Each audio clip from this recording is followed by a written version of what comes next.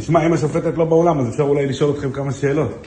כן, גברת ויקטוריה אוסטרובסקי, תבעת עד היום 62 תביעות ייצוגיות. יש לך מה להגיד לאנשים שתבעת?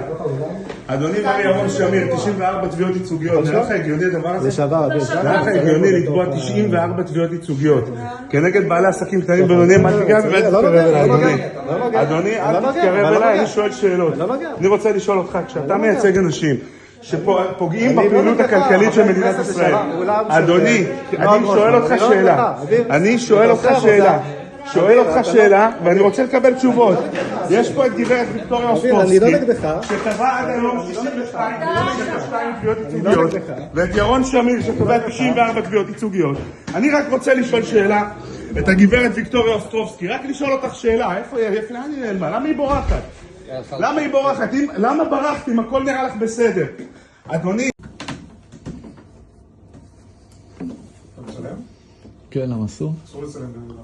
אוקיי. נדב, איך כל פעם, אדוני נדב אפלבאום, רק שאלה כזאת, איפה התובע שלך? 28,000 איש בקבוצה, איפה התובע? איפה עמית זילברג? את עמית זילברג אפילו לא הצלחת להביא. אפילו תובע אחד לא הצלחת להביא, איפה הוא? איפה התובע שלך? תרללתם מדינה שלמה, תובע לא הצלחת להביא. אתה לא מצליח להביא בקבוצה אפילו בן אדם אחד, איפה התובע שלך? נדב אפלבאום, תגיד איפה התובע שלך? איפה זיו גלסברג? מה, הוא נעלם לך בגלל שהוא עשה שפסקו לו שימוש לרעה בהליכי משפט? איפה עמית זילברג שפסקו לו שימוש לרעה בהליך המשפטי? מה עשיתם? תרללתם מדינה שלמה. תגיד, נדב, רגע, אולי הוא יענה, אולי היום הוא יענה ברוח התקופה, ברוח החג, אולי אתה תענה לנו, נדב אפלבאום, רק שאלה אחת קטנה, איך יכול להיות שבכל התיקים זה אותם טובים? איפה הנפגעים? 28,000 לא הצלחת להביא אחד, 56,000 אפילו לא אחד, באמת, הרסתם לאנשים את החיים, אתה יודע מה עשית לבן אדם הזה? קברת לו את החיים, נדב אפלבאום, תסתכל לו בעיניים, מיכה בוא תראה אותו, מיכה קום, שיסתכל לך בעיניים, תראה מה עשית לו, הוא הנפגע היחיד. קורבן אחד אתם לא הצלחתם להביא. קורבן אחד אתם לא הצלחתם להביא, הם הנפגעים היחידים. אתה רואה אותם הנפגעים? הנפגעים הם הנסחטים. הם הנסחטים ולכם אין אפילו בן אדם אחד. על מה אתם מדברים? על מה אתם מדברים? תראה כמה תיקים, תראה כמה תיקים. כל זה, הצפתם את בתי המשפט בתיקים האלה. איך אתם לא מתביישים? זה ביזה של כסף ציבורי. אתם משתמשים בהליכי המשפט על חשבון המיסים שאנחנו משלמים.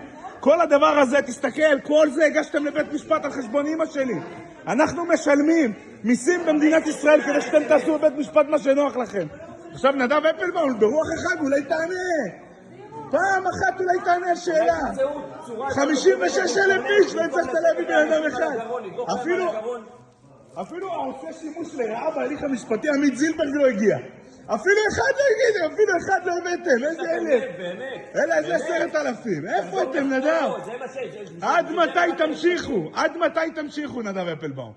אנחנו נשמח לשמוע תשובה. יש תשובה לנדב אפלבאום? אין תשובה.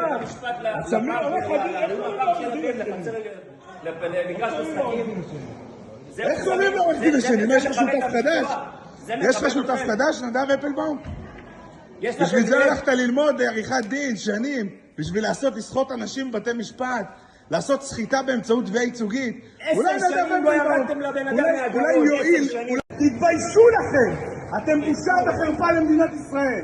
תביעות ייצוגיות לגיטימיות או גזל בחסות החוק שנעשה על ידי קרטל בריוני, תחליטו בעצמכם. נדב אפלבאום, רק שאלה אחת קטנה, איך יכול להיות שבכל התיקים זה אותם טובים? איפה הנפגעים? איפה זיו גלסברג? מה, הוא נעלם לך בגלל שהוא עשה שפסקו לו שימוש לרעה בהליכי משפט? 28,000 לא הצלחת להביא אחד.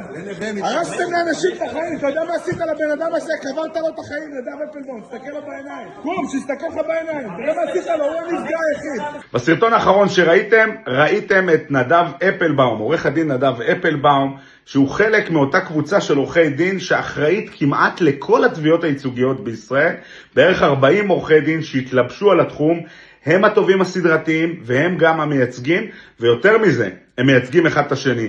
נדב אפלבאום מייצג את עורך הדין זיו גלסברג, שמייצג את עורך הדין אוהד שמילוביץ', שמייצג את עורך הדין תום שנאפ, בטח הבנתם את הקטע, כולם מייצגים אחד את השני, כולם קשורים אחד בשני, והכי גרוע, הם כולם עושים את הדבר הזה כשהם יודעים מראש שהם מפילים בעל עסק תמים כקורבן באירוע שאני קורא לו גזל בחסות החוק. אתם יכולים לקרוא לזה סחיטה או איך שאתם רוצים.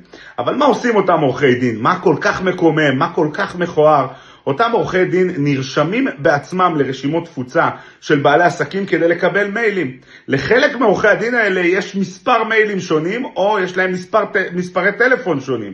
כשהם מקבלים הודעה למספר הטלפון או למייל שלהם, כי הם נרשמו ממנו, הם מיד מבקשים שיסירו אותם, אבל לא מהמספר טלפון הזה ולא מהמייל הזה. הם פשוט פונים ממייל אחר או ממספר אחר, מה שמערים קשיים על המערכות של בעלי העסקים ומייצר את התביעה הייצוגית הזאת, וככה הם מגיעים לבתי המשפט עם מאות תביעות ייצוגיות, מעל ל3 מיליארד שקלים.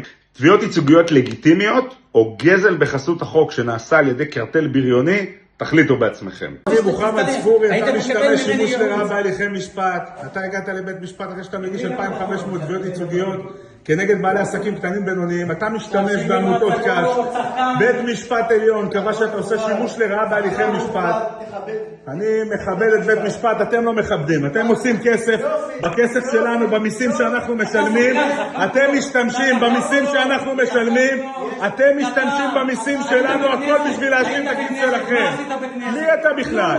מוחמד ספורי, אתה כזה קטן ואתה לא תשתמש יותר בבית משפט. ואני אומר לך שאתה לא תשתמש בעמותות קש ולא תנצל אנשים עם מוגבלויות. זה מה שאני אומר לך. אתה לא תנצל אנשים עם מוגבלויות. אתה לא תנצל אנשים עם מוגבלויות. לא, באמת, סליחה, לא, אין